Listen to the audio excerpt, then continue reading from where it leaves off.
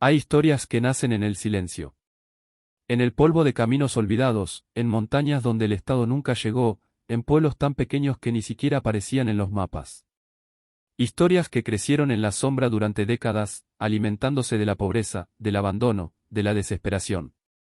Historias que transformaron a México para siempre. Este no es un relato sobre héroes ni villanos. No encontrarás aquí glorificación ni juicios morales simples. Este es un documental sobre el origen. Sobre cómo un país entero fue arrastrado hacia un abismo que comenzó con semillas de amapola plantadas en tierras olvidadas. Estamos a mediados del siglo XX. México es un país de contrastes brutales. Mientras la Ciudad de México crece con la promesa del progreso y la modernidad, en las montañas de Sinaloa, Durango y Chihuahua, miles de campesinos sobreviven día a día en una pobreza que parece no tener salida. No hay escuelas. No hay hospitales. No hay futuro. Solo tierra árida, trabajo duro y hambre. En esos lugares remotos, donde el gobierno es apenas un rumor distante, donde la ley no llega porque no hay carreteras, algo comienza a germinar. No es violencia todavía. No es el caos que vendría después. Es algo más simple, más primitivo. Es supervivencia. Es oportunidad. Es el primer paso hacia la construcción del imperio más sangriento de América Latina. Los nombres que escucharás en este documental quizás no te resulten familiares. No son los que aparecen en las noticias de hoy. Son nombres más antiguos, más silenciosos, pero no menos importantes. Son los nombres de quienes construyeron los cimientos. Los arquitectos invisibles de un sistema que eventualmente desangraría a todo un país. ¿Cómo nació el narcotráfico moderno en México? ¿Cómo pasamos de campesinos cultivando amapolas para subsistir a organizaciones criminales que mueven miles de millones de dólares al año? ¿En qué momento exacto se cruzó esa línea invisible entre el contrabando artesanal y el crimen organizado transnacional? Para entender el presente, debemos regresar al pasado. A un tiempo donde todo era más simple pero igualmente brutal. A un México que muchos prefieren olvidar porque revela verdades incómodas sobre nuestro país, nuestras instituciones, nuestra historia. Bienvenidos a Archivos del Cártel. Bienvenidos al origen. Para comprender el nacimiento del narcotráfico en México, primero debemos entender el México de principios y mediados del siglo XX. No el México de las ciudades, de la industrialización, de la modernidad que prometía el gobierno. Sino el otro México. El México olvidado. En la década de 1940, mientras el mundo se desangraba en la Segunda Guerra Mundial, México vivía su propio momento de transformación. El gobierno hablaba de progreso, de desarrollo, de un futuro brillante. Pero ese discurso raramente llegaba a las zonas rurales del norte del país. Sinaloa. Durango. Chihuahua. Estos nombres hoy evocan inmediatamente el narcotráfico, pero en aquella época eran simplemente estados pobres, olvidados, donde la vida transcurría al ritmo lento de la agricultura de subsistencia. La Sierra Madre Occidental, esa cadena montañosa que atraviesa el noroeste de México, se convertiría en la cuna del negocio más lucrativo y mortífero del continente. ¿Por qué allí? La respuesta es más compleja que simplemente señalar la pobreza. Muchas regiones de México eran pobres. Pero el Triángulo Dorado, como eventualmente se conocería a esta zona, tenía características únicas que lo convertían en el lugar perfecto para el cultivo de drogas. Primero, la geografía. Montañas escarpadas, valles escondidos, cañones profundos. Un terreno donde resulta casi imposible que las autoridades puedan establecer control efectivo. Pueblos accesibles solo a través de caminos de terracería que desaparecen en la temporada de lluvias. Comunidades tan aisladas que desarrollaron sus propias leyes, sus propias jerarquías, sus propias formas de justicia. Segundo, el clima. Las montañas del noroeste de México tienen la altitud perfecta, la humedad adecuada y las temperaturas ideales para el cultivo de amapola. La planta de la que se extrae el opio, y eventualmente la heroína, encontró en estas tierras un hogar natural. No fue casualidad. Fue geografía, clima y desesperación combinados. Tercero, y quizás lo más importante, el abandono estatal. El gobierno mexicano nunca invirtió realmente en estas regiones. No había escuelas suficientes. Los hospitales más cercanos estaban a horas de distancia en caminos peligrosos. No había programas de desarrollo rural significativos. No había alternativas reales de subsistencia. Cuando un campesino en la sierra se enfrenta a la decisión entre cultivar maíz que apenas le dará para comer unos meses o cultivar amapola que puede alimentar a su familia durante un año completo, la decisión no es moral. Es práctica. Es supervivencia. Y así comenzó. No con grandes organizaciones criminales. No con violencia ni asesinatos. Comenzó con campesinos pobres que descubrieron que había un mercado para una planta que crecía bien en sus tierras. Comenzó con pequeños comerciantes que llevaban el opio de un pueblo a otro. Comenzó con la necesidad más básica del ser humano, comer.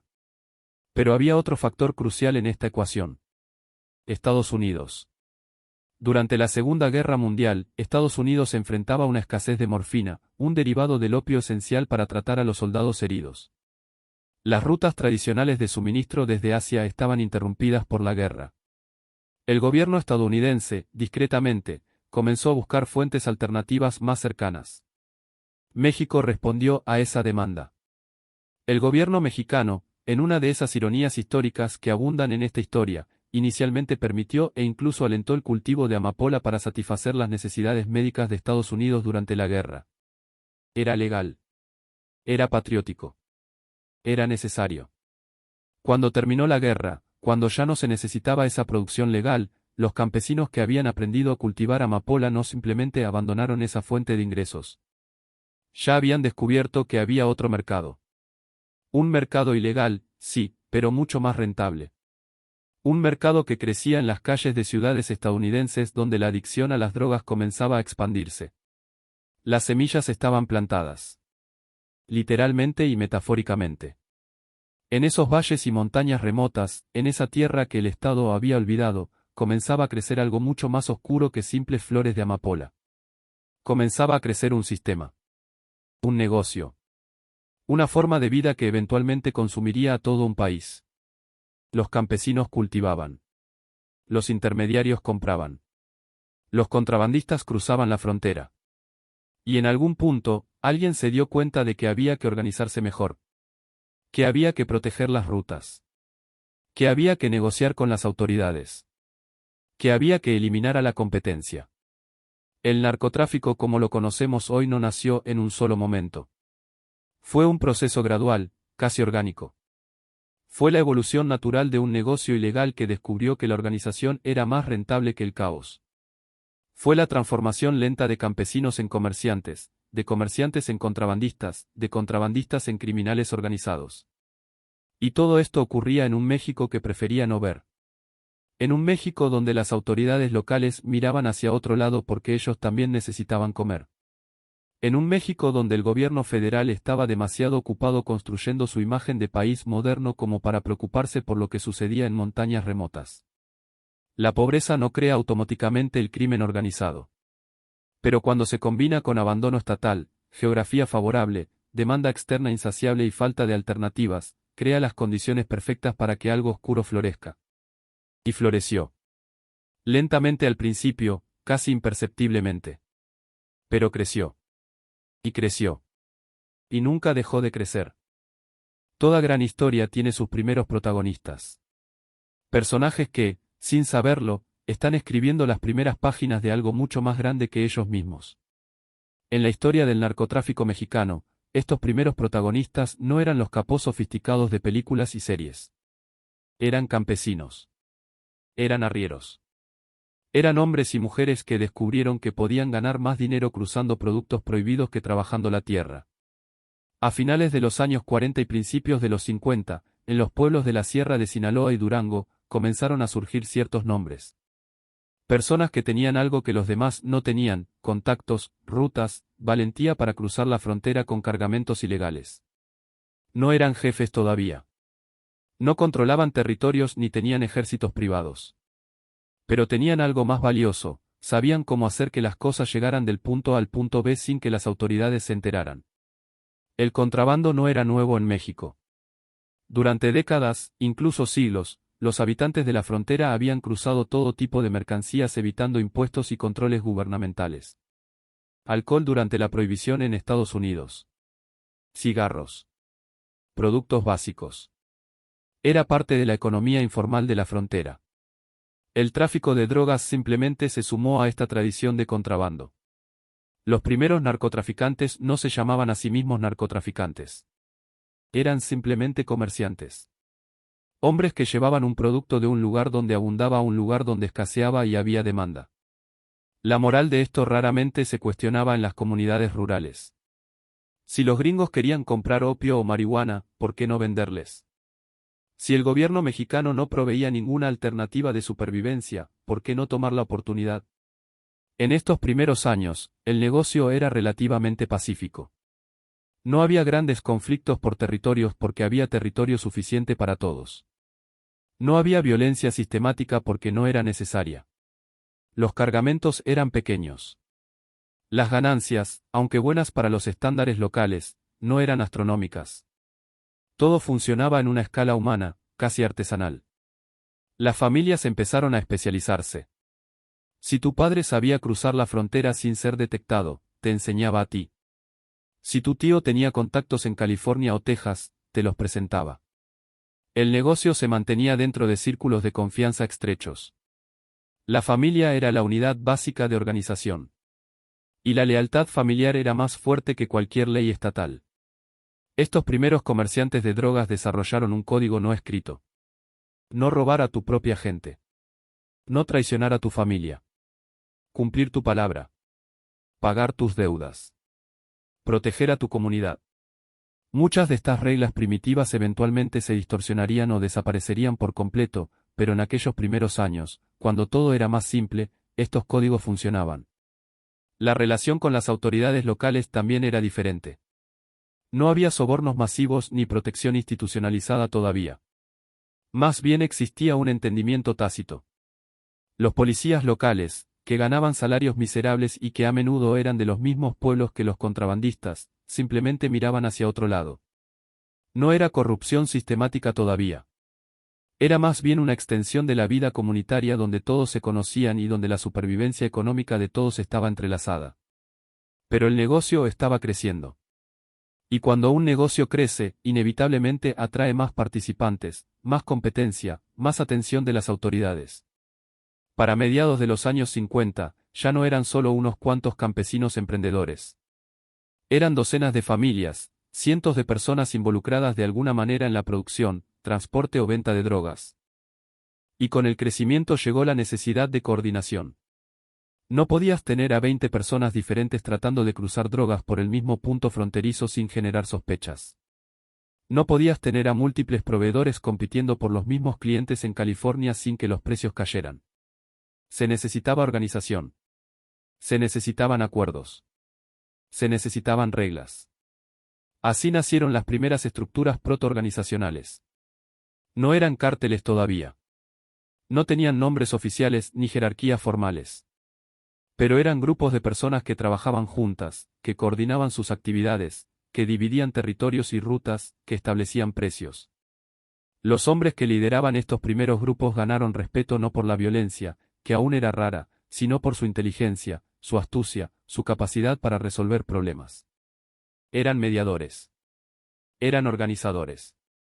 Eran los que podían negociar tanto con los campesinos cultivadores como con los compradores estadounidenses. Los que sabían cuándo pagar a un funcionario y cuándo simplemente encontrar otra ruta. La marihuana se había sumado al opio como producto principal. Era más fácil de cultivar, más abundante, y la demanda en Estados Unidos estaba creciendo rápidamente, especialmente entre la juventud de los años 60. Las plantaciones se multiplicaron por las montañas. Ya no eran solo pequeñas parcelas familiares. Eran campos extensos que requerían coordinación, protección, logística. Y entonces llegó la cocaína. A diferencia del opio y la marihuana, la cocaína no se producía en México. Se producía en Colombia, Bolivia, Perú. Pero tenía que llegar a Estados Unidos, y México era el puente perfecto. Los contactos que los narcotraficantes mexicanos habían desarrollado durante años de traficar marihuana y opio los convirtieron en socios ideales para los productores sudamericanos. Este fue un momento crucial. El negocio dejó de ser puramente local. Dejó de ser campesinos mexicanos vendiendo a consumidores estadounidenses. Se convirtió en algo internacional. Se convirtió en una industria que conectaba múltiples países, múltiples organizaciones, múltiples niveles de operación. Y con esa expansión, con esa sofisticación creciente, llegó el momento en que estos grupos informales de contrabandistas tuvieron que transformarse en algo más estructurado, más profesional, más despiadado. Tenían que convertirse en lo que el mundo eventualmente conocería como cárteles del narcotráfico. Pero todavía no estamos ahí. Todavía estamos en ese momento bisagra, en esa fase de transición donde los viejos métodos artesanales comenzaban a ser insuficientes pero los nuevos métodos organizacionales aún no estaban completamente desarrollados. Es un momento crucial porque es cuando se toman las decisiones que definirán todo lo que viene después. Los primeros narcotraficantes no sabían que estaban construyendo un imperio. Pensaban que simplemente estaban ganándose la vida de la mejor manera que podían. No tenían visiones grandiosas de control territorial o poder político. Solo querían ganar dinero suficiente para dar a sus familias una vida mejor que la que ellos habían tenido. Pero el dinero cambia a las personas. Y cuando el dinero es mucho, cuando las ganancias son exponencialmente mayores que cualquier cosa que hayas conocido, cuando descubres que puedes comprar casi cualquier cosa, desde propiedades hasta protección, desde lealtad hasta silencio, la naturaleza misma del negocio cambia. La inocencia, si alguna vez existió, estaba a punto de perderse para siempre. Hay un momento preciso en la historia de cualquier organización criminal cuando deja de ser un grupo informal de individuos y se convierte en algo más estructurado, más permanente, más poderoso. Para el narcotráfico mexicano, ese momento llegó en las décadas de 1970 y 80. La palabra cártel viene del mundo de los negocios legítimos. Un cártel es, técnicamente, un acuerdo entre productores para controlar precios y dividir mercados. Y eso es exactamente lo que comenzó a suceder en el mundo del narcotráfico mexicano. Los grupos que habían operado de manera relativamente independiente empezaron a darse cuenta de que cooperar era más rentable que competir. El catalizador fue el crecimiento explosivo de la demanda en Estados Unidos. Durante los años 70, el consumo de drogas en Estados Unidos alcanzó niveles históricos. La marihuana se había normalizado. La cocaína pasó de ser una droga exótica a estar presente en todos los estratos sociales. La heroína mantenía su mercado constante de adictos. Las cantidades de drogas que Estados Unidos demandaba eran tan enormes que ningún grupo pequeño podía satisfacerlas solo. Se necesitaba infraestructura. Se necesitaban rutas sofisticadas. Se necesitaban conexiones políticas y policiales de alto nivel. Se necesitaba capital para financiar operaciones cada vez más grandes y complejas. Y se necesitaba violencia para proteger ese capital y esas operaciones de competidores y autoridades. Los primeros cárteles mexicanos no surgieron de la nada. Evolucionaron de esas familias y grupos que llevaban décadas en el negocio. Pero ahora había algo diferente. Había jerarquías claras. Había división de tareas especializada. Había contadores, abogados, pilotos, químicos, sicarios. Había toda una estructura empresarial, solo que operando completamente en la ilegalidad. El modelo era simple pero efectivo. En la cima estaban los jefes, los líderes que tomaban las decisiones estratégicas.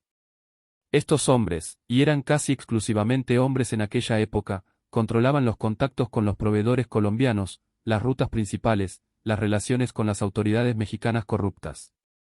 Ellos eran la cara visible del cártel, aunque paradójicamente pasaban mucho tiempo tratando de ser invisibles. Debajo de ellos había tenientes, hombres de confianza que supervisaban operaciones específicas. Uno podía estar a cargo del transporte por vía terrestre. Otro supervisaba los cruces aéreos. Otro manejaba las finanzas y el lavado de dinero. Otro, y este rol se volvería cada vez más importante, comandaba a los hombres armados que protegían los cargamentos y eliminaban amenazas. Y en la base de la pirámide estaban los miles de personas que hacían el trabajo diario. Los campesinos que cultivaban. Los transportistas que movían los cargamentos. Los vigilantes que cuidaban las rutas. Los que cruzaban la frontera arriesgando sus vidas por una fracción de las ganancias que otros obtenían. Eran la mano de obra del narcotráfico, intercambiables, reemplazables, casi siempre las primeras víctimas cuando algo salía mal. La sofisticación de las operaciones creció dramáticamente. Ya no se trataba de llevar unos kilos de marihuana escondidos en el maletero de un auto. Ahora se construían túneles subterráneos que cruzaban la frontera. Se compraban aviones y avionetas para vuelos nocturnos. Se sobornaba no solo a policías locales sino a comandantes, generales, políticos de alto nivel. El narcotráfico dejó de ser un problema de seguridad pública menor y se convirtió en una amenaza existencial para el Estado mexicano. Pero aquí hay que hacer una pausa y analizar algo crucial. Los cárteles no crecieron en el vacío. No lograron construir estos imperios criminales simplemente porque eran más inteligentes o más violentos que las autoridades. Lo lograron porque el Estado mexicano, en múltiples niveles, lo permitió, lo ignoró o directamente lo facilitó. La corrupción no era un bug del sistema, era una característica fundamental. Desde policías locales hasta altos mandos militares, desde presidentes municipales hasta gobernadores estatales, había una red de complicidad que permitía que toneladas de droga fluyeran hacia Estados Unidos mes tras mes, año tras año. No era sostenible sin esa complicidad. Era imposible sin ella. Los cárteles aprendieron rápidamente que pagar sobornos era un costo de operación tan importante como pagar a los transportistas o comprar la droga misma. Se establecieron tarifas no oficiales. Tanto por dejar pasar un cargamento. Tanto por información sobre operativos. Tanto por protección directa de fuerzas policiales o militares. Y cuando el dinero no era suficiente, había amenazas. La famosa frase plata o plomo, plata para referirse al dinero y plomo para referirse a las balas, resumía perfectamente la filosofía. Preferimos pagarte, pero si no aceptas el pago, te matamos. Simple. Brutal. Efectivo. La violencia, que había sido relativamente limitada en las primeras décadas, comenzó a escalar. Al principio eran asesinatos selectivos. Un informante. Un policía que no aceptaba sobornos. Un competidor que no respetaba acuerdos territoriales. Pero conforme los cárteles crecían, conforme más dinero estaba en juego, conforme más organizaciones competían por las mismas rutas, la violencia se volvió más común, más brutal, más pública. Los asesinatos ya no eran solo para eliminar a alguien específico. Eran mensajes. Eran advertencias. Los cárteles comenzaron a desarrollar métodos cada vez más horrendos de ejecución, no por sadismo necesariamente, sino como comunicación. Querían que otros grupos, que las autoridades, que los rivales, supieran lo que les esperaba si no cooperaban o si los traicionaban. Y aquí es donde la historia se vuelve particularmente oscura. Porque la violencia, una vez desatada, tiene lógica propia. Cada asesinato genera represalias. Cada represalia genera más violencia. Y en un negocio donde no hay contratos legales, donde no hay tribunales que medien disputas, la violencia se convierte en el único mecanismo de resolución de conflictos. Los cárteles también comenzaron a fragmentarse.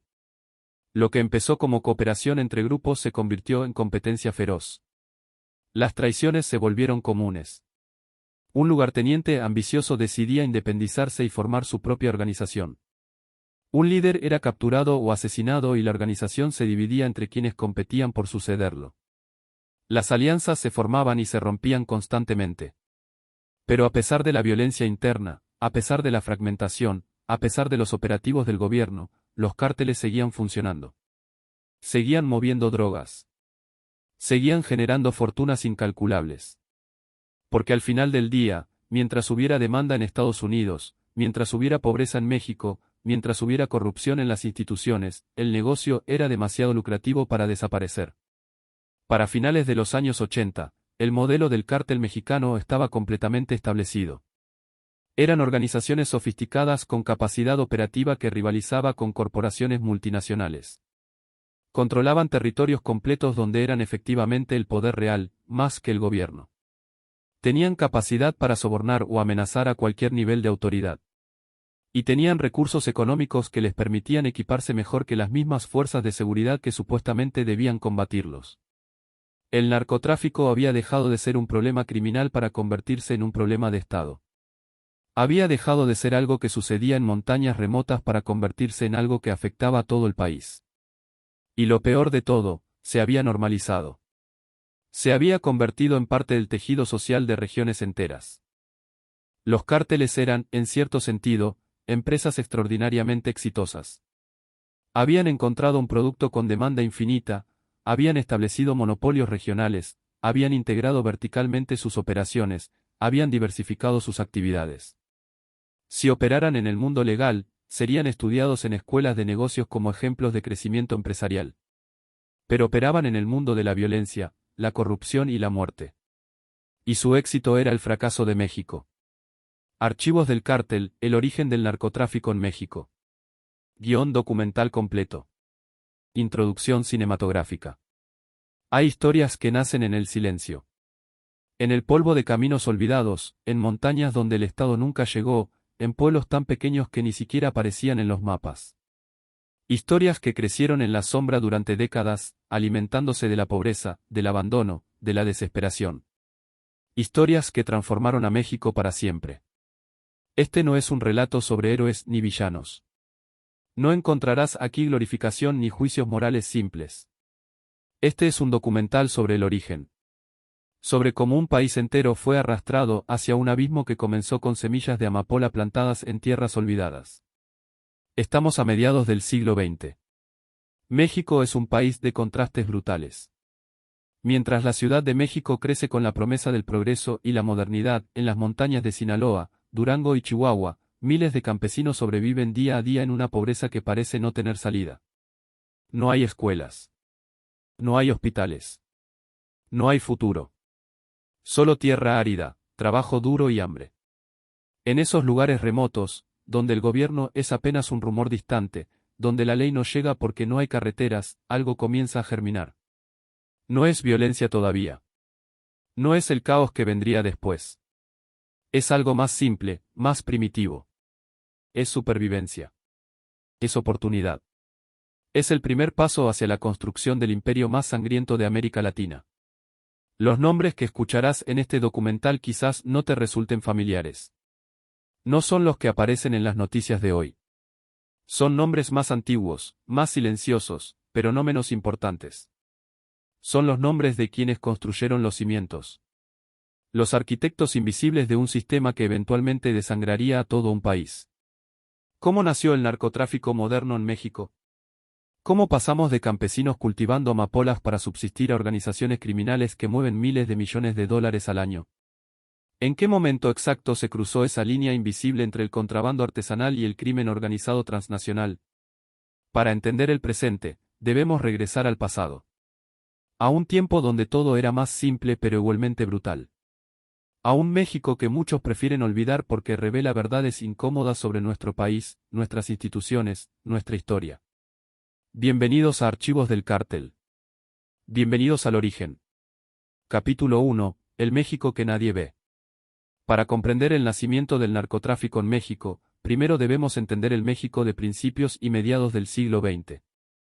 No el México de las ciudades, de la industrialización, de la modernidad que prometía el gobierno. Sino el otro México.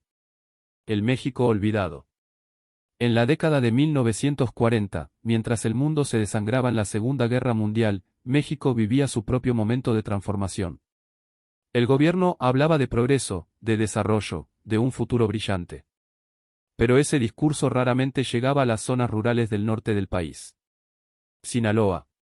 Durango. Chihuahua. Estos nombres hoy evocan inmediatamente el narcotráfico, pero en aquella época eran simplemente estados pobres, olvidados, donde la vida transcurría al ritmo lento de la agricultura de subsistencia. La Sierra Madre Occidental, esa cadena montañosa que atraviesa el noroeste de México, se convertiría en la cuna del negocio más lucrativo y mortífero del continente. ¿Por qué allí? La respuesta es más compleja que simplemente señalar la pobreza. Muchas regiones de México eran pobres. Pero el Triángulo Dorado, como eventualmente se conocería a esta zona, tenía características únicas que lo convertían en el lugar perfecto para el cultivo de drogas. Primero, la geografía. Montañas escarpadas, valles escondidos, cañones profundos. Un terreno donde resulta casi imposible que las autoridades puedan establecer control efectivo. Pueblos accesibles solo a través de caminos de terracería que desaparecen en la temporada de lluvias. Comunidades tan aisladas que desarrollaron sus propias leyes, sus propias jerarquías, sus propias formas de justicia. Segundo, el clima. Las montañas del noroeste de México tienen la altitud perfecta, la humedad adecuada y las temperaturas ideales para el cultivo de amapola. La planta de la que se extrae el opio, y eventualmente la heroína, encontró en estas tierras un hogar natural. No fue casualidad. Fue geografía, clima y desesperación combinados. Tercero, y quizás lo más importante, el abandono estatal. El gobierno mexicano nunca invirtió realmente en estas regiones. No había escuelas suficientes. Los hospitales más cercanos estaban a horas de distancia en caminos peligrosos. No había programas de desarrollo rural significativos. No había alternativas reales de subsistencia. Cuando un campesino en la sierra se enfrenta a la decisión entre cultivar maíz que apenas le dará para comer unos meses o cultivar amapola que puede alimentar a su familia durante un año completo, la decisión no es moral. Es práctica. Es supervivencia. Y así comenzó. No con grandes organizaciones criminales. No con violencia ni asesinatos. Comenzó con campesinos pobres que descubrieron que había un mercado para una planta que crecía bien en sus tierras. Comenzó con pequeños comerciantes que llevaban el opio de un pueblo a otro. Comenzó con la necesidad más básica del ser humano, comer. Pero había otro factor crucial en esta ecuación. Estados Unidos. Durante la Segunda Guerra Mundial, Estados Unidos enfrentaba una escasez de morfina, un derivado del opio esencial para tratar a los soldados heridos. Las rutas tradicionales de suministro desde Asia estaban interrumpidas por la guerra. El gobierno estadounidense, discretamente, comenzó a buscar fuentes alternativas más cercanas. México respondió a esa demanda. El gobierno mexicano, en una de esas ironías históricas que abundan en esta historia, inicialmente permitió e incluso alentó el cultivo de amapola para satisfacer las necesidades médicas de Estados Unidos durante la guerra. Era legal. Era patriótico. Era necesario. Cuando terminó la guerra, cuando ya no se necesitaba esa producción legal, los campesinos que habían aprendido a cultivar amapola no simplemente abandonaron esa fuente de ingresos. Ya habían descubierto que había otro mercado. Un mercado ilegal, sí, pero mucho más rentable. Un mercado que crecía en las calles de ciudades estadounidenses donde la adicción a las drogas comenzaba a expandirse. Las semillas estaban plantadas. Literalmente y metafóricamente. En esos valles y montañas remotas, en esa tierra que el Estado había olvidado, comenzaba a crecer algo mucho más oscuro que simples flores de amapola. Comenzaba a crecer un sistema. Un negocio. Una forma de vida que eventualmente consumiría a todo un país. Los campesinos cultivaban. Los intermediarios compraban. Los contrabandistas cruzaban la frontera. Y en algún punto, alguien se dio cuenta de que había que organizarse mejor. Que había que proteger las rutas. Que había que negociar con las autoridades. Que había que eliminar a la competencia. El narcotráfico como lo conocemos hoy no nació en un solo momento. Fue un proceso gradual, casi orgánico. Fue la evolución natural de un negocio ilegal que descubrió que la organización era más rentable que el caos. Fue la transformación lenta de campesinos en comerciantes, de comerciantes en contrabandistas, de contrabandistas en criminales organizados. Y todo esto ocurría en un México que prefería no ver. En un México donde las autoridades locales miraban hacia otro lado porque ellos también necesitaban comer. En un México donde el gobierno federal estaba demasiado ocupado construyendo su imagen de país moderno como para preocuparse por lo que sucedía en montañas remotas. La pobreza no crea automáticamente el crimen organizado. Pero cuando se combina con abandono estatal, geografía favorable, demanda externa insaciable y falta de alternativas, crea las condiciones perfectas para que algo oscuro florezca. Y floreció. Lentamente al principio, casi imperceptiblemente. Pero creció. Y creció. Y nunca dejó de crecer. Capítulo 2. Los primeros nombres. Toda gran historia tiene sus primeros protagonistas. Personajes que, sin saberlo, están escribiendo las primeras páginas de algo mucho más grande que ellos mismos. En la historia del narcotráfico mexicano, estos primeros protagonistas no eran los capos sofisticados de películas y series. Eran campesinos. Eran arrieros. Eran hombres y mujeres que descubrieron que podían ganar más dinero cruzando productos prohibidos que trabajando la tierra.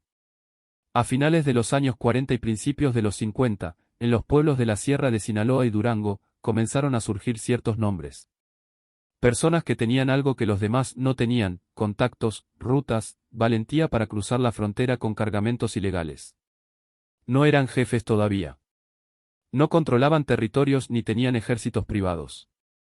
Pero tenían algo más valioso: Sabían cómo hacer que las cosas llegaran del punto A al punto B sin que las autoridades se enteraran. El contrabando no era nuevo en México. Durante décadas, incluso siglos, los habitantes de la frontera habían cruzado todo tipo de mercancías evitando impuestos y controles gubernamentales. Alcohol durante la prohibición en Estados Unidos. Cigarros. Productos básicos. Era parte de la economía informal de la frontera. El tráfico de drogas simplemente se sumó a esta tradición de contrabando. Los primeros narcotraficantes no se llamaban a sí mismos narcotraficantes. Eran simplemente comerciantes. Hombres que llevaban un producto de un lugar donde abundaba a un lugar donde escaseaba y había demanda. La moral de esto raramente se cuestionaba en las comunidades rurales. Si los gringos querían comprar opio o marihuana, ¿por qué no venderles? Si el gobierno mexicano no proveía ninguna alternativa de supervivencia, ¿por qué no tomar la oportunidad? En estos primeros años, el negocio era relativamente pacífico. No había grandes conflictos por territorios porque había territorio suficiente para todos. No había violencia sistemática porque no era necesaria. Los cargamentos eran pequeños. Las ganancias, aunque buenas para los estándares locales, no eran astronómicas. Todo funcionaba en una escala humana, casi artesanal. Las familias empezaron a especializarse. Si tu padre sabía cruzar la frontera sin ser detectado, te enseñaba a ti. Si tu tío tenía contactos en California o Texas, te los presentaba. El negocio se mantenía dentro de círculos de confianza estrechos. La familia era la unidad básica de organización. Y la lealtad familiar era más fuerte que cualquier ley estatal. Estos primeros comerciantes de drogas desarrollaron un código no escrito. No robar a tu propia gente. No traicionar a tu familia. Cumplir tu palabra. Pagar tus deudas. Proteger a tu comunidad. Muchas de estas reglas primitivas eventualmente se distorsionarían o desaparecerían por completo, pero en aquellos primeros años, cuando todo era más simple, estos códigos funcionaban. La relación con las autoridades locales también era diferente. No había sobornos masivos ni protección institucionalizada todavía. Más bien existía un entendimiento tácito. Los policías locales, que ganaban salarios miserables y que a menudo eran de los mismos pueblos que los contrabandistas, simplemente miraban hacia otro lado. No era corrupción sistemática todavía. Era más bien una extensión de la vida comunitaria donde todos se conocían y donde la supervivencia económica de todos estaba entrelazada. Pero el negocio estaba creciendo. Y cuando un negocio crece, inevitablemente atrae más participantes, más competencia, más atención de las autoridades. Para mediados de los años 50, ya no eran solo unos cuantos campesinos emprendedores. Eran docenas de familias, cientos de personas involucradas de alguna manera en la producción, transporte o venta de drogas. Y con el crecimiento llegó la necesidad de coordinación. No podías tener a 20 personas diferentes tratando de cruzar drogas por el mismo punto fronterizo sin generar sospechas. No podías tener a múltiples proveedores compitiendo por los mismos clientes en California sin que los precios cayeran. Se necesitaba organización. Se necesitaban acuerdos. Se necesitaban reglas. Así nacieron las primeras estructuras protoorganizacionales. No eran cárteles todavía. No tenían nombres oficiales ni jerarquías formales. Pero eran grupos de personas que trabajaban juntas, que coordinaban sus actividades, que dividían territorios y rutas, que establecían precios. Los hombres que lideraban estos primeros grupos ganaron respeto no por la violencia, que aún era rara, sino por su inteligencia, su astucia, su capacidad para resolver problemas. Eran mediadores. Eran organizadores. Eran los que podían negociar tanto con los campesinos cultivadores como con los compradores estadounidenses. Los que sabían cuándo pagar a un funcionario y cuándo simplemente encontrar otra ruta. La marihuana se había sumado al opio como producto principal. Era más fácil de cultivar, más abundante, y la demanda en Estados Unidos estaba creciendo rápidamente, especialmente entre la juventud de los años 60. Las plantaciones se multiplicaron por las montañas. Ya no eran solo pequeñas parcelas familiares. Eran campos extensos que requerían coordinación, protección, logística. Y entonces llegó la cocaína. A diferencia del opio y la marihuana, la cocaína no se producía en México. Se producía en Colombia, Bolivia, Perú. Pero tenía que llegar a Estados Unidos, y México era el puente perfecto. Los contactos que los narcotraficantes mexicanos habían desarrollado durante años de traficar marihuana y opio los convirtieron en socios ideales para los productores sudamericanos. Este fue un momento crucial. El negocio dejó de ser puramente local. Dejó de ser campesinos mexicanos vendiendo a consumidores estadounidenses. Se convirtió en algo internacional. Se convirtió en una industria que conectaba múltiples países, múltiples organizaciones, múltiples niveles de operación. Y con esa expansión, con esa sofisticación creciente, llegó el momento en que estos grupos informales de contrabandistas tuvieron que transformarse en algo más estructurado, más profesional, más despiadado. Tenían que convertirse en lo que el mundo eventualmente conocería como cárteles del narcotráfico. Pero todavía no estamos ahí. Todavía estamos en ese momento bisagra, en esa fase de transición donde los viejos métodos artesanales comenzaban a ser insuficientes pero los nuevos métodos organizacionales aún no estaban completamente desarrollados. Es un momento crucial porque es cuando se toman las decisiones que definirán todo lo que viene después. Los primeros narcotraficantes no sabían que estaban construyendo un imperio. Pensaban que simplemente estaban ganándose la vida de la mejor manera que podían. No tenían visiones grandiosas de control territorial o poder político. Solo querían ganar dinero suficiente para dar a sus familias una vida mejor que la que ellos habían tenido. Pero el dinero cambia a las personas.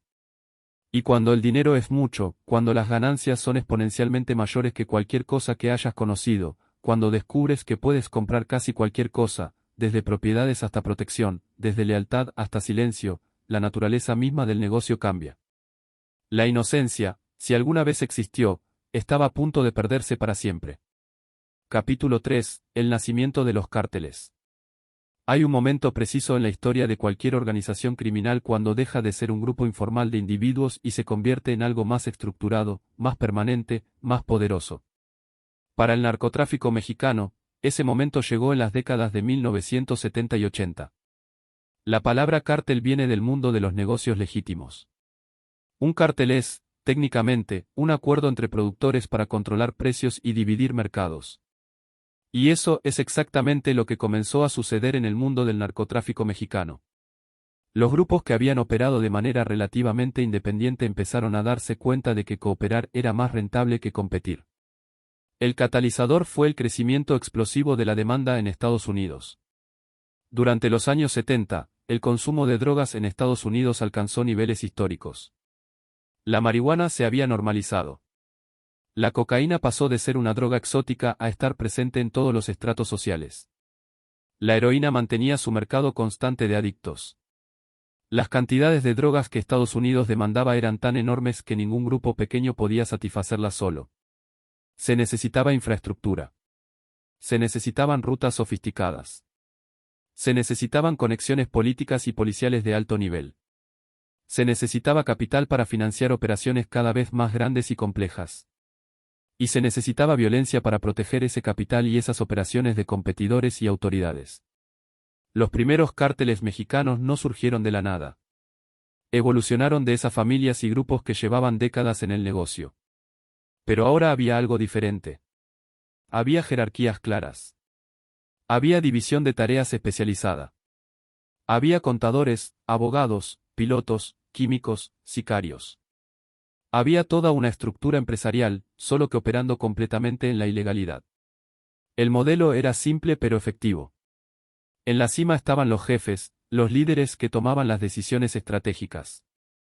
Estos hombres, y eran casi exclusivamente hombres en aquella época, controlaban los contactos con los proveedores colombianos, las rutas principales, las relaciones con las autoridades mexicanas corruptas. Ellos eran la cara visible del cártel, aunque paradójicamente pasaban mucho tiempo tratando de ser invisibles. Debajo de ellos había tenientes, hombres de confianza que supervisaban operaciones específicas. Uno podía estar a cargo del transporte por vía terrestre. Otro supervisaba los cruces aéreos. Otro manejaba las finanzas y el lavado de dinero. Otro, y este rol se volvería cada vez más importante, comandaba a los hombres armados que protegían los cargamentos y eliminaban amenazas. Y en la base de la pirámide estaban los miles de personas que hacían el trabajo diario. Los campesinos que cultivaban. Los transportistas que movían los cargamentos. Los vigilantes que cuidaban las rutas. Los que cruzaban la frontera arriesgando sus vidas por una fracción de las ganancias que otros obtenían.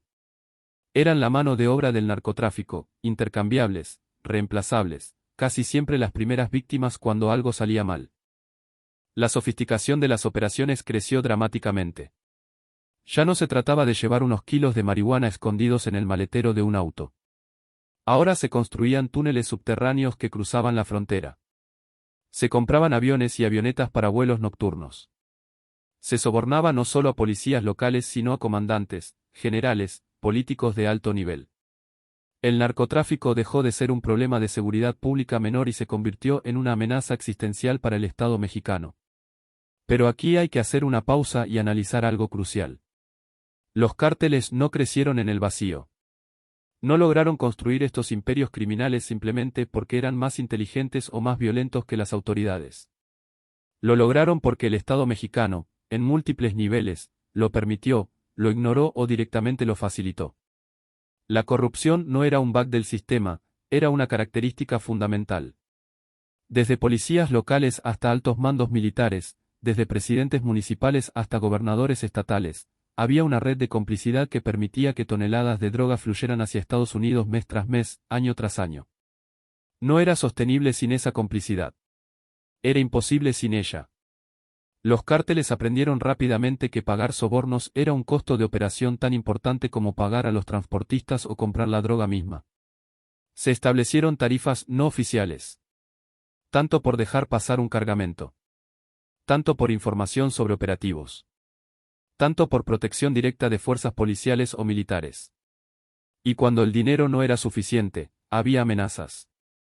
La famosa frase plata o plomo, plata para referirse al dinero y plomo para referirse a las balas, resumía perfectamente la filosofía. Preferimos pagarte, pero si no aceptas el pago, te matamos. Simple. Brutal. Efectivo. La violencia, que había sido relativamente limitada en las primeras décadas, comenzó a escalar. Al principio eran asesinatos selectivos. Un informante. Un policía que no aceptaba sobornos. Un competidor que no respetaba acuerdos territoriales. Pero conforme los cárteles crecían, conforme más dinero estaba en juego, conforme más organizaciones competían por las mismas rutas, la violencia se volvió más común, más brutal, más pública. Los asesinatos ya no eran solo para eliminar a alguien específico. Eran mensajes. Eran advertencias. Los cárteles comenzaron a desarrollar métodos cada vez más horrendos de ejecución, no por sadismo necesariamente, sino como comunicación. Querían que otros grupos, que las autoridades, que los rivales, supieran lo que les esperaba si no cooperaban o si los traicionaban. Y aquí es donde la historia se vuelve particularmente oscura. Porque la violencia, una vez desatada, tiene lógica propia. Cada asesinato genera represalias. Cada represalia genera más violencia. Y en un negocio donde no hay contratos legales, donde no hay tribunales que medien disputas, la violencia se convierte en el único mecanismo de resolución de conflictos. Los cárteles también comenzaron a fragmentarse. Lo que empezó como cooperación entre grupos se convirtió en competencia feroz. Las traiciones se volvieron comunes. Un lugarteniente ambicioso decidía independizarse y formar su propia organización. Un líder era capturado o asesinado y la organización se dividía entre quienes competían por sucederlo. Las alianzas se formaban y se rompían constantemente. Pero a pesar de la violencia interna, a pesar de la fragmentación, a pesar de los operativos del gobierno, los cárteles seguían funcionando. Seguían moviendo drogas. Seguían generando fortunas incalculables. Porque al final del día, mientras hubiera demanda en Estados Unidos, mientras hubiera pobreza en México, mientras hubiera corrupción en las instituciones, el negocio era demasiado lucrativo para desaparecer. Para finales de los años 80, el modelo del cártel mexicano estaba completamente establecido. Eran organizaciones sofisticadas con capacidad operativa que rivalizaba con corporaciones multinacionales.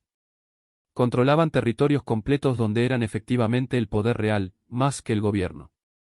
Tenían capacidad para sobornar o amenazar a cualquier nivel de autoridad. Y tenían recursos económicos que les permitían equiparse mejor que las mismas fuerzas de seguridad que supuestamente debían combatirlos. El narcotráfico había dejado de ser un problema criminal para convertirse en un problema de Estado. Había dejado de ser algo que sucedía en montañas remotas para convertirse en algo que afectaba a todo el país. Y lo peor de todo, se había normalizado. Se había convertido en parte del tejido social de regiones enteras. Los cárteles eran, en cierto sentido, empresas extraordinariamente exitosas. Habían encontrado un producto con demanda infinita, habían establecido monopolios regionales, habían integrado verticalmente sus operaciones, habían diversificado sus actividades.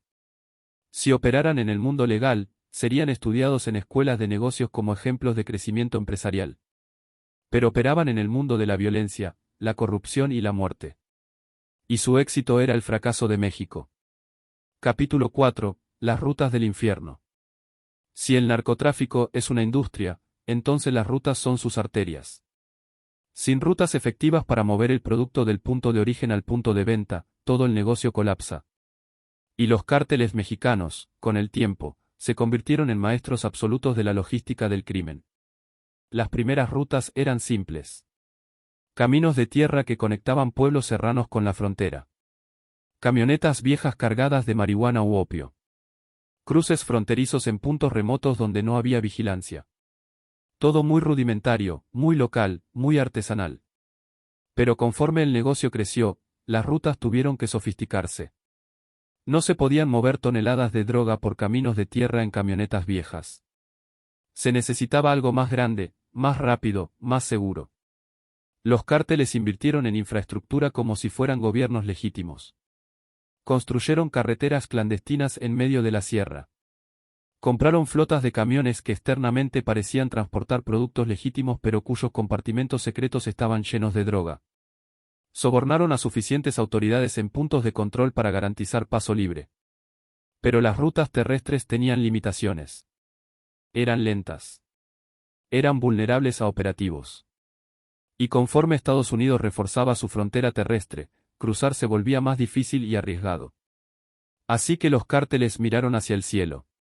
La aviación se convirtió en un componente crucial del narcotráfico. Pequeñas avionetas podían llevar cientos de kilos de cocaína desde Colombia hasta pistas clandestinas en México, y de ahí a Estados Unidos. Volaban bajo para evitar radares. Usaban pistas improvisadas en medio del desierto o de la selva. Y si una avioneta se perdía, si las autoridades la interceptaban, no era tan grave. El margen de ganancia era tan alto que perder ocasionalmente un cargamento seguía siendo rentable. Los pilotos se convirtieron en figuras clave de las organizaciones. Hombres que podían volar de noche sin instrumentos, aterrizar en pistas sin iluminación, navegar por geografía hostil. Eran bien pagados porque su habilidad era insustituible. Y porque la vida promedio de un piloto del narcotráfico era corta. Accidentes, arrestos, asesinatos, los riesgos eran enormes. Las rutas marítimas completaban el arsenal logístico. Barcos pesqueros que en realidad transportaban cocaína. Submarinos semisumergibles construidos en selvas colombianas específicamente para cruzar drogas. Contenedores de carga legítima con compartimentos secretos. Los océanos ofrecían rutas más seguras que la frontera terrestre, aunque más lentas. Pero todas estas rutas, terrestres, aéreas, marítimas, requerían algo fundamental: control territorial. No servía de nada tener una ruta perfecta si no podías controlar todos los puntos a lo largo de esa ruta. Y aquí es donde la geografía política de México se volvía crucial. México es un país grande con múltiples puertos, con miles de kilómetros de frontera con Estados Unidos, con geografía diversa que ofrece innumerables lugares para esconder operaciones. Los cárteles rápidamente entendieron que necesitaban dividir el país en plazas, territorios que cada organización controlaría de manera exclusiva. Una plaza no era solo un lugar geográfico. Era todo un ecosistema criminal. Incluía a las autoridades locales que estaban en la nómina del cártel. Incluía a los sicarios que protegían el territorio. Incluía a los informantes que reportaban movimientos de autoridades federales o grupos rivales. Incluía toda la infraestructura necesaria para operar: bodegas, vehículos, comunicaciones, puntos de cruce. Las plazas más valiosas eran, naturalmente, aquellas en la frontera con Estados Unidos. Ciudades como Tijuana, Ciudad Juárez, Nuevo Laredo, Reynosa, Matamoros se convirtieron en los premios más codiciados. Quien controlara una de estas ciudades fronterizas controlaba una puerta directa al mercado estadounidense. Y ese control valía millones de dólares al mes. Pero el control de las plazas no era permanente. Era constantemente disputado. Cuando un líder de cártel era capturado o asesinado, su plaza se convertía en territorio en disputa. Cuando un grupo se debilitaba, otros grupos trataban de arrebatarle sus territorios.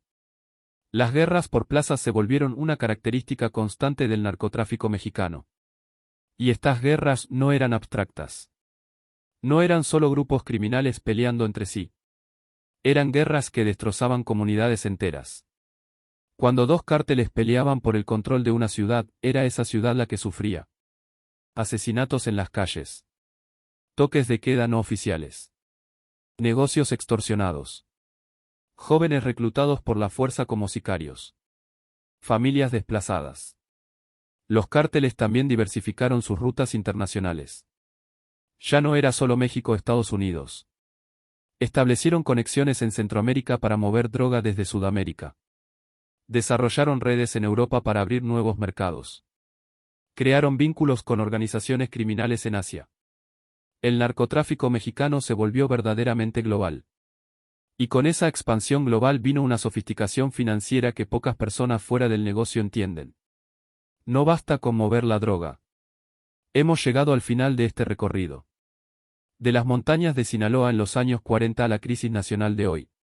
De campesinos pobres cultivando amapola a cárteles con recursos de miles de millones de dólares. De los primeros contrabandistas a organizaciones criminales que desafían al Estado mismo. Es una historia larga, compleja, dolorosa. Una historia que muchos prefieren no escuchar porque revela verdades incómodas sobre México, sobre Estados Unidos, sobre la naturaleza humana cuando se enfrenta a pobreza extrema y oportunidades de riqueza ilimitada. Pero es una historia que necesita ser contada. Porque solo entendiendo cómo llegamos hasta aquí podemos comenzar a trazar un camino hacia adelante. Solo mirando honestamente nuestro pasado podemos esperar construir un futuro diferente.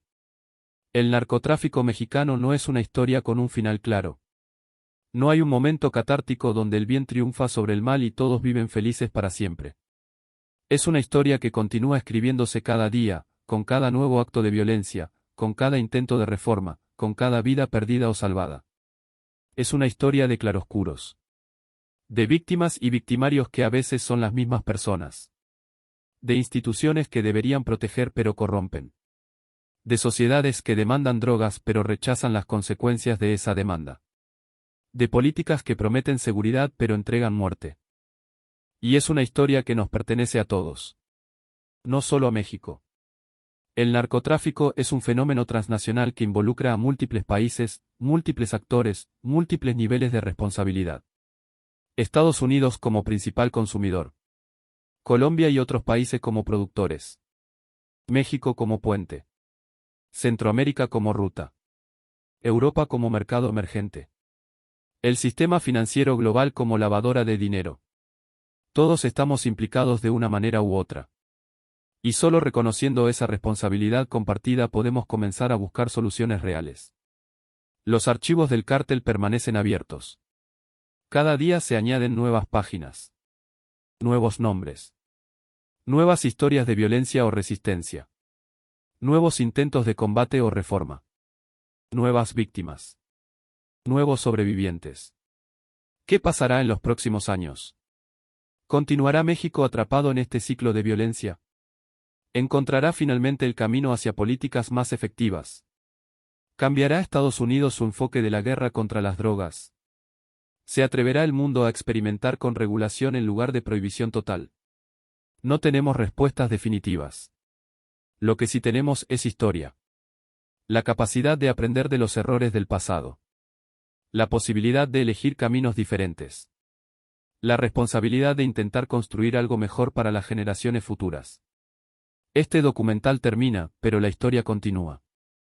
En las calles de Ciudad Juárez y Tijuana. En las montañas de Sinaloa y Guerrero. En las oficinas gubernamentales de Ciudad de México y Washington. En las comunidades devastadas que intentan reconstruirse. En las familias que buscan a sus desaparecidos. En los jóvenes que deciden si unirse al narco o buscar otro camino. La historia continúa porque las condiciones que crearon el narcotráfico siguen existiendo. La pobreza. La corrupción.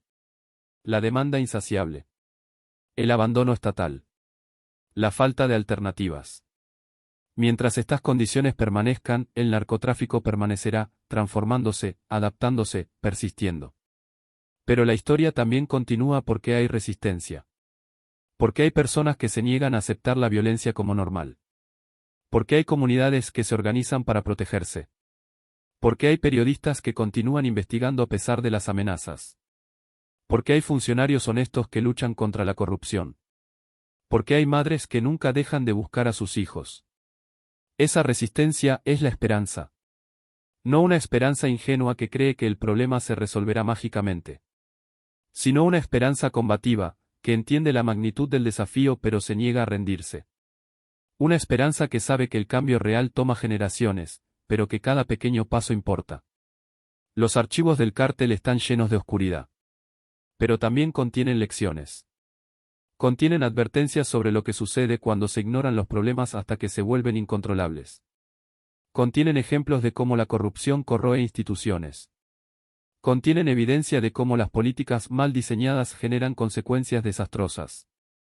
Y contienen, también, historias de humanidad persistiendo en medio del horror. De personas que mantienen su dignidad en circunstancias imposibles. De comunidades que se cuidan unas a otras cuando el Estado falla. De familias que se aferran a la esperanza cuando no hay razón lógica para esperanza. Estas son las historias que más importan. No las hazañas de los capós. No las cifras de decomisos o capturas. Sino las historias humanas de supervivencia, resistencia, resiliencia. ¿Qué pasa cuando una historia nunca se cierra? Pasa que debemos continuar contándola. Una y otra vez. Para no olvidar. Para aprender. Para mantener viva la memoria de los que se fueron. Para honrar la lucha de los que resisten. Para advertir a los que vienen después. Los archivos del cártel permanecen abiertos. Y seguirán abiertos hasta que México, Estados Unidos, y el mundo encuentren finalmente el valor y la sabiduría para escribir un final diferente. Un final donde la vida humana valga más que las ganancias del tráfico. Donde las instituciones funcionen. Donde los jóvenes tengan opciones reales. Donde las familias puedan vivir sin miedo. Ese final aún no se ha escrito. Pero podría escribirse. Si hay voluntad. Si hay compromiso. Si hay memoria de lo que costó llegar hasta aquí y determinación de no repetir los mismos errores. La historia del narcotráfico mexicano es una tragedia. Pero las tragedias, si se comprenden profundamente, pueden convertirse en lecciones. Y las lecciones, si se aplican con sabiduría, pueden transformarse en cambio. Archivos del cártel. El origen del narcotráfico en México. Una historia que no termina. Una historia que nos define. Una historia que, quizás algún día, podamos finalmente cerrar de una manera que honre la memoria de todos los que perdieron sus vidas en este largo y sangriento camino. Hasta entonces, recordamos. Analizamos. Resistimos. Y continuamos buscando ese futuro diferente que México y su gente merecen. Fin del documental.